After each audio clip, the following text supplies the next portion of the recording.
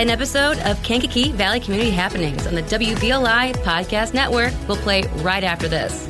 The voices you trust beyond the dial. Listen to all of today's local news in one place. Checking your WVLI news, I'm Rob West. The WVLI News Update brings you the day's news in 10 minutes or less. Clear, credible, and on your schedule. Follow now wherever you get your podcasts or at WVLI927.com and click on air. It's all part of the new WVLI Podcast Network. The voices you trust beyond the dial. For 92.7 WVLI and the WVLI Podcast Network, it's Denny Case, and pleased to have the guest that I have here in the studio with me today. His name is Alvy Butler, and if you've been to the Salvation Army Kankakee in recent years, you've seen his face. You're probably already familiar with him. Very nice guy.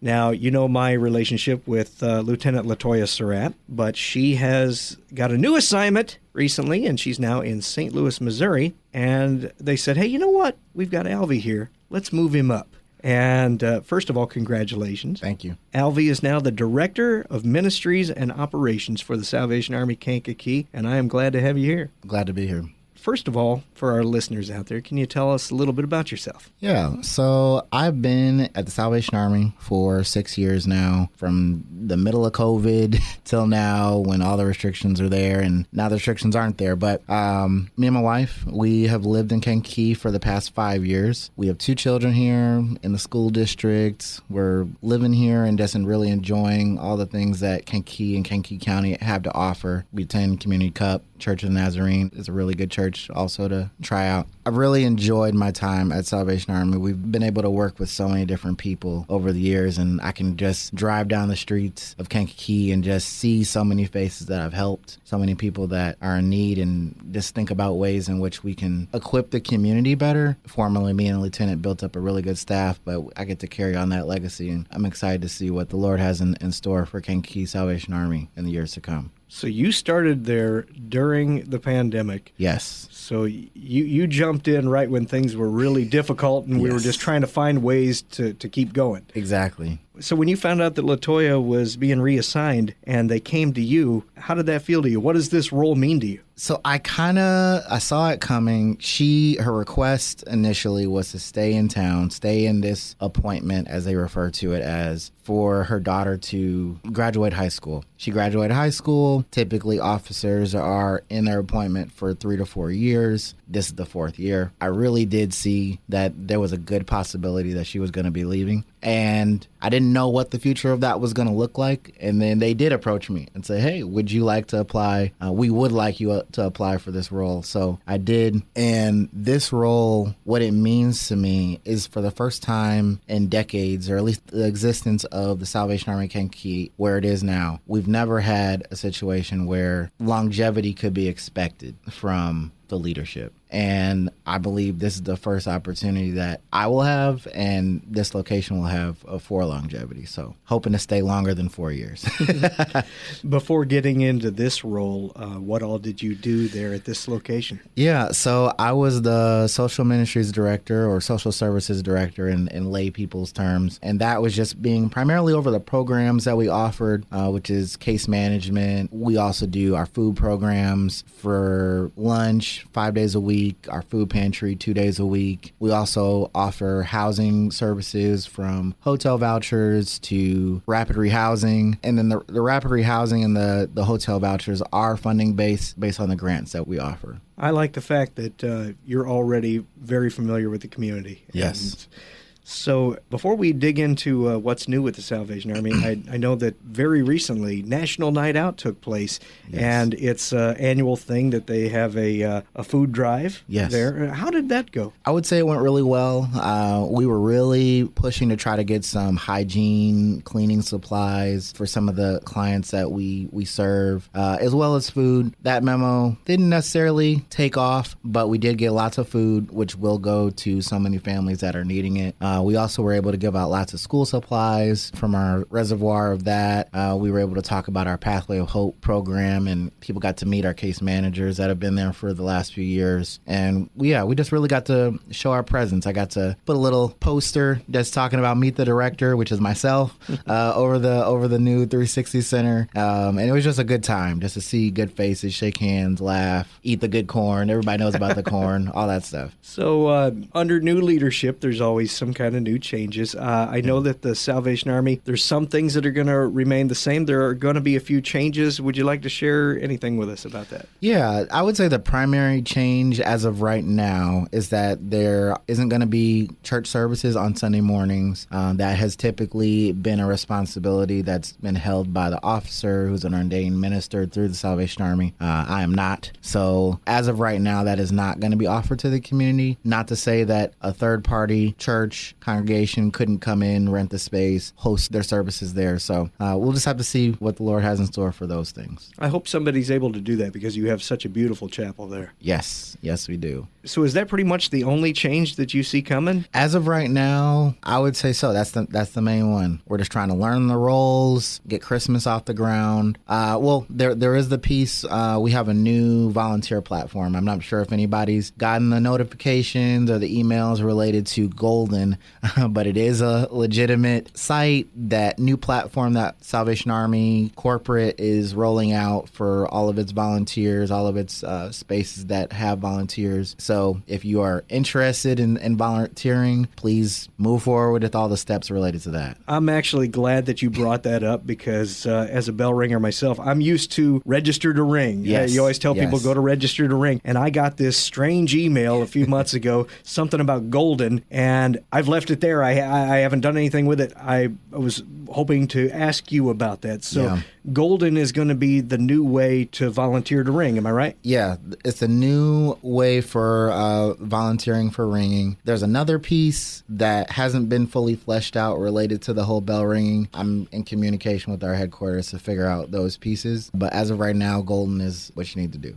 When people think of Salvation Army, most people, and I'm just going to be honest, most people don't think about Salvation Army very much until it comes Christmas time. Yes. That's when they're feeling generous. They see the red kettles out there. They hear the tinging of the bells. They got the toy drives going on, but people need all year long. Yes. The people are hungry all year long, and your work doesn't stop at the end of Christmas. So while you are here right now, I know Christmas is still a ways away. Is there anything that you want to reach out to the community about right now? What are you needing help with at this moment? Yeah, so right now, I would say our primary need is volunteers for our food pantry, which is on Tuesdays and Thursdays from 10 to 12 and then 1 to 4. And then our lunch program, either serving during the lunch hour, which is 12 to 1, or bringing prepared meals, cooking in our kitchen, whatever that may look like for yourself or for whatever your entity or organization you're a part of. I also just wanted to mention that with the Salvation Army, the money that is collected during that time, it is not just going into the clouds. That money is going directly back into the community. That is supporting our housing services. That's supporting our ability to be able to purchase food and service these people. It's supporting our ability to provide bus tokens or bus passes or whatever it may be. Just so many different nuanced pieces that go along with our case management that I would be happy to explain to anyone that was willing to come in. But yeah, it really does go to hard-hitting things that truly do benefit the community far beyond what most people think of. For that listener right now who maybe thinks, you know what? I'd like to volunteer. I'd like to help in the pantry. Now, they don't have to go through Golden, right? I would suggest they just reach out to you. Yeah, I would just say reach out to us, and then we can cover those details and collection of information after the fact, yeah. What's the best way to get a hold of you? Best way to get a hold of me is either my email or our main number, which is 815-933-8421, extension 1101. Again, that number is 815-933-8421, extension 1103. Would you like to rattle off your email address? Yeah, it's a long one, so if you have a pen and paper, I would suggest you get it. My email is ALV as in Victor, Y, .butler, BUTLER, at U as in umbrella, S as in Sam, C as in cat, .salvationarmy.org. All right, so I know we have a little bit of summer left here, but before you know it, it's going to be the holiday season will be here. You always provide a nice Thanksgiving dinner. Yes. And then in November comes the Red Kettle Kickoff. I know I'm probably putting you on the spot, but would you happen to know maybe when the Thanksgiving dinner takes place or when the Red Kettle campaign is going to begin? Yeah, absolutely. So our Thanksgiving dinner is actually on November 18th from 12 to 2. We typically have roughly 200 people that show up, sometimes even more than that. We will be needing and accepting donations of turkeys and all the normal fixings that come along with the Thanksgiving dinner, obviously in large portion when you're feeding 200 people. And then for our Kettle Kickoff, we're planning for November 13th. And it'll be at the Salvation Army 360 Center, which is at 148 North Harrison Avenue in Kankakee, kitty corner to the post office and the courthouse. For anybody that's ever wanting to bring in any kind of donations to you, I know folks are unsure of your hours. Yeah. When are you open? We are open Monday through Thursday is 9 a.m. to 5 p.m. with a break for lunch from 12 to 1. The doors are closed during that time, so we can get a lunch, so the people can get a lunch, everybody can get a lunch. And then Friday, we are open to the public from 9 a.m. to 12, but lunch is still offered from 12 to 1. This gives our staff opportunity to handle some administrative pieces. I know I'm going to be digging through my emails looking for that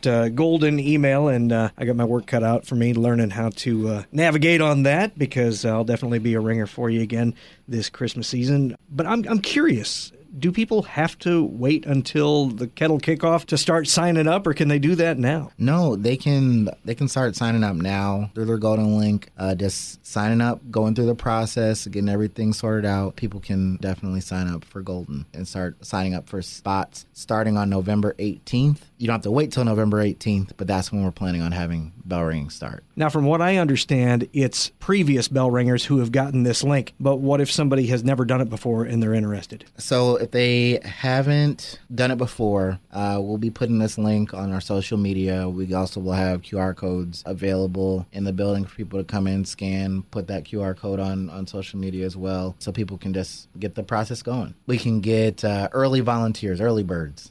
Sounds good. Never too early to know that you've got the bell ringers. They're ready to go. Yes. Before we wrap up the interview, I would like to ask you probably a difficult question. Well, maybe not, because you've been in this for quite a while. Salvation Army is a huge part of your life. For folks who really don't know much about it, what would you say to them? Why is the Salvation Army and its existence so important? Well, I would say for the Salvation Army, the most important things that people need to understand is that for our county, we're really only one of few, if not the only space that does a meal with no barriers 5 days a week for anyone who needs a meal. Whether it's socialization, we get plenty of people that probably could afford a meal, but they have friends, they have family that they converge at our space and they have a meal. There's homeless, there's people that are just on a hard time and they just need that space. Also, something that I find just so precious is that we are a pillar of this community. We've been here for decades and decades. So many people come in and say, I remember coming here as a kid. I remember my grandparent used to take me here for a meal or to volunteer, to help out. So it's really a pillar of resources that we fill in a gap that often spaces don't even care to think about. And then also, we have really an expansive source of resources and partnerships that we can advocate with. Sometimes we have dollars for niche things that typically other agencies don't have. Sometimes we have partnerships. Even if it's a service we don't offer, it's something that we have a lot of connections where we can call up Joe or Sue and say, hey, we have this person here that needs this particular assistance. Can you help? And we can sound the alarm because we have those connections. We've really become a Swiss Army knife. And then just one more thing that often doesn't get talked about, maybe it does on this podcast, but we get to boldly proclaim Christ. We get to talk about the Word of God. We get to pray right there in the open. And that's something that I deeply hold as a passion for me. It's one of the reasons why I've kept going, because I get to share that part, and people get to share that part too. Well, before we get you out of here, I know I've said it many times before. I'll say it again. When I was a child and my family was in need for a period of time, when other organizations said no, the Salvation Army did not hesitate, And they said yes, and they helped my parents take care of their family, and that's where my love of the Salvation Army began. And so I can attest to the fact that your organization helps regular families, regular people when the need is there. And there are many families out there in need, and we are so blessed and lucky to have you and have the Salvation Army here in Kankakee County, and I wish you the best of luck. Thank you. Thank you. Alvy Butler, Director of Ministries and Operations. You're going to be hearing his voice on this radio station and in this podcast quite a bit from now on, and I look forward to working together with him a lot more, too. So, Alvy, thank you so much for stopping by. Thank you for having me. I'm Denny Case for 92.7 WVLI and the WVLI Podcast Network. Thank you for listening to this episode of Kankakee Valley Community Happenings, a production of the WVLI Podcast Network. The voices you trust beyond the dial.